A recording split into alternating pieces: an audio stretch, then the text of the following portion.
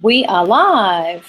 Today I'm joined by my good friend and teacher and yoga teacher, Donna Coghill. And I hope that you find Donna as inspiring as I do. Donna has had a health challenge herself, and she's going to share today a bit about her journey and how yoga has helped her. Welcome, Donna. Hey, Brigette. Thanks for having me.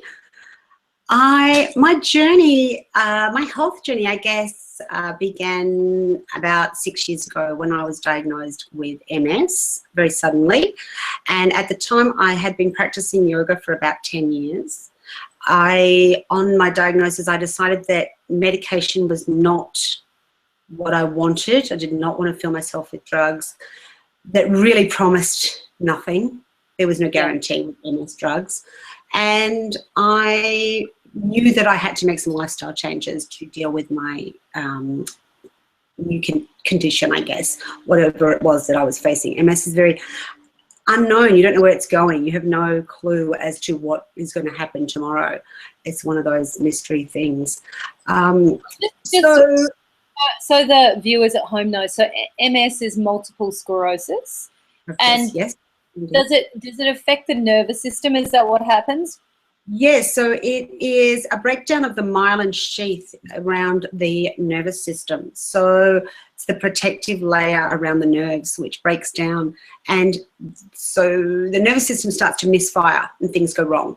A lot of different effects that can have. Everybody's different. Some people lose control of their legs and can't walk. Some people go blind. There's numerous problems that can be faced, and you never know what's going to hit you. I was lucky, I guess. My symptoms had just been numbness. I'd lost feeling in my face, fingers, parts of my feet. So not so serious. I could still walk, talk, and see. It was all still fairly positive, but it's the unknown. It's not knowing where that's going to go. So having made the decision that medication was not the path I wanted to take, I knew I had to fight this lifestyle changes. And the obvious one, firstly, was yoga. I was already practicing yoga. I loved yoga. All I had to do was step it up and really dedicate myself to keeping myself fit, strong. The yoga, I guess, was helping me see things more clearly.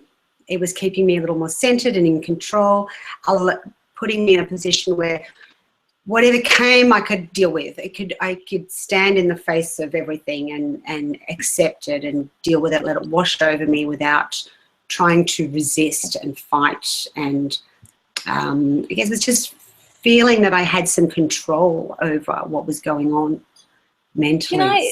Donna, can I just you're talking about feeling more centered and in control. How does the yoga help you do that? Sure. Well, the yoga, I think with any yoga practice, you start to come into yourself a little. You become a little more introverted, not so much living out there. So, excuse me. Part of yoga is also meditation. So the meditation, the mindfulness aspect of the yoga definitely helps you reducing stress. The physical practice of yoga helps with that as well. It's just a very calming practice and can help you deal with the stresses in your life, whether they be from a health perspective or another type of stress, whether it's workplace stress or lifestyle stress. It's definitely the combination of the mindfulness and the physical practice of yoga. Learning to breathe properly, another one really helps you dealing with stress. So, yeah, that's how it helped me. What about the physical aspects of yoga and helping to keep those muscles going and your body working? Precisely, Bridget, that was a big factor in it, was finding the strength to deal with any problems I did have. So when I did go numb, or if I did lose movement or control in my legs, I had the muscle strength to kind of override some of that nervous system breakdown. And that definitely helped. By kicking up my practice and taking my yoga to the next level, as it was at the time, I felt stronger, physically stronger, and more able to face whatever was about to be thrown at me. That's Definitely. great. So when you say picking it up to the next level, so what happened next? Because I mean, you know, your life has dramatically changed, hasn't it? And you're probably doing all these things that you never thought would be possible. Oh, absolutely. Even 10 years ago, if you'd asked me would I like to teach yoga, I would say, no, thank you, not my thing. Look, it happened at a time where I was living abroad as an expat wife. So I wasn't working. I was staying home and looking after the children. And my yoga teacher at the time was about to run a teacher training course, and she knew what I was going through, and she suggested that as part of my deepening of my own practice, I perhaps take on the course to become a teacher. And my first reaction was, I don't want to teach. I don't want to be a yoga teacher. And she said, well, just do the course anyway. Just, you know, it's going to be really good for you. I thought, okay, it'll keep me off the streets and out of the mall. I'll come and do this teacher training. It's, you know, it was partly a way to deepen my practice, and it was also something to keep me occupied, I guess. I needed something to distract me from the diagnosis. You know, yeah. When you receive a diagnosis and it's a health change, you can obsess over it, and that's not a healthy state to be in. So I took this on as a challenge. It was the right time in my life to do this. And the course was run over 9 months of intensive study. And towards the end of the course, part of your qualification requires that you teach 10 hours. So I'd spent 8 months dreading this 10 hours that I was going to have to actually teach. And when I finally got to it, I taught my first class, so my first hour or so of teaching. And I walked away from that, and people said to me, how did it go? They knew how reluctant I was and how nervous I was about it. And I went, oh my God, that was amazing. I'm going to teach yoga. This is what this is. It was like, this is my calling. This is what I'm meant to do. It just felt so incredible to share what I knew with someone else. When you find something that's working for you and someone else is receptive to that, to share that is just, it's just such an honor. It feels amazing. So that was the start of the teaching, I guess. Right towards the end of the teacher training, that's when I decided, yes, I was going to use this to teach and share what was working for me. So, great opportunity. So fantastic. So you've come back to Australia and you've set up Empower Yoga and Meditation. Tell me a bit about that and the philosophy that's behind the studio. Sure. So Empower Yoga and Mindfulness is a joint venture with a friend of mine who's also a yoga instructor. We feel that yoga comes from a very traditional root, and we do like, although we like to be a little minimalist and modern, in the studio is a lovely contemporary space, we still feel that we still need to stay connected to the roots of yoga. And yoga was created, so the yoga practice, the asana practice or the postures are purely a method to prepare the body for sitting still for a very long time in meditation. So bringing the mindfulness and the meditation aspect into the yoga practice as well is something that's very important to both Nicole and I. Taking the yoga off the mat, so to speak. So practicing your yoga, but not considering it a gym session. You come along, you do your yoga class. What you learn, you can take away and use those skills that you've learned or those tools that you've developed in life outside of the yoga studio as well. So we do really try to encourage that with our students, and I guess that's our philosophy as a studio. So is that, are those skills being more mindful during the day? Absolutely.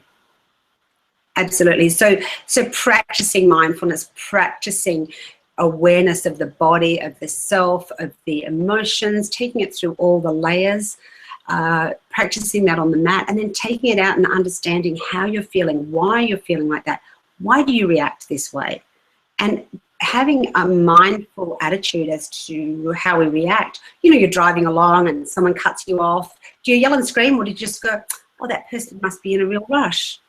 you know, like how you react to that person is entirely your choice. And I think by practicing more mindfully, we can become a little more understanding of things and not let them upset us so much. So definitely one way of how yoga can help you off the mat. Outside of the physical aspect, of course, yoga has many physical benefits, but I think just as importantly, if not more importantly, are those more mental benefits. Staying calm and Right? that whole self-awareness. Yes, yes, Uh, precisely. Fantastic. And so, Donna, one last question. So, you know, for people that have a health challenge, how might yoga help them? You know, I guess you've seen people come through your practice along the way with various challenges. Absolutely, Bridget. We get people with physical problems, obviously, back pain, knee pain. Look, I was teaching a class the other night. I had three people in one class with knee issues. So these people are being told by their medical practitioners to practice yoga after knee reconstructions or knee injuries, meniscal injuries, things like that, back injuries. A lot of back injuries get sent to the yoga classroom. I think these sort of people need to be very careful about which yoga studio they do go to. You do need a teacher who's mindful of those physical challenges that you're facing. But yoga is going to help you firstly get movement back into those joints that have been injured, but creating movement mindfully, again, being careful that we don't overdo things or take it in the wrong direction. So obviously physical disabilities like that can definitely benefit from yoga. Health, again, I think one of the biggest aspects is when you have a health challenge, finding time for yourself to do something that's going to benefit you. Really important to focus on yourself. So yoga, whether it's yoga, meditation, mindfulness practice, any of that, I think it's vital. So many benefits in helping you deal with the emotional and the physical challenges of any health challenge. And I guess, you know, I mean, I do all of those things now post my cancer diagnosis, and So well aware of it. Yeah, and I think it really helps to connect me to what's going on and what I need at the time. You become a lot more connected to your own body and to know what's right for you. Definitely do become more in touch with yourself. Yes, and understand. I know I change my diet intermittently. There's a few things that I stick with as a general rule, but there are other changes I make depending on how I'm feeling. And by being connected to my body and my being aware of what's going on in my body, which is a skill that's come from practicing yoga, I can relate. I can understand. Oh, that's not quite right. We need to stop eating gluten, or we need to stop eating sugar, or little things like that you can tweak. You know, so much more than just diet. Knowing when you need to get more rest, or I don't know, so many aspects to our health that we can be more aware of. Absolutely. Fantastic, Donna. Well, thank you so much for joining me. And for people out there that want to connect with Donna and Empower Yoga, they're located at Blackrock in Victoria. And you can connect with Donna online on her Facebook page. Donna, what's that?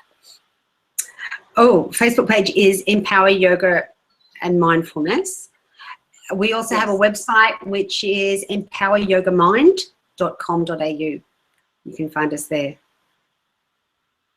Beautiful. All right. Thank you, Donna. My pleasure. Thanks for having me, Brigette. Lovely chatting with you. Okay, bye.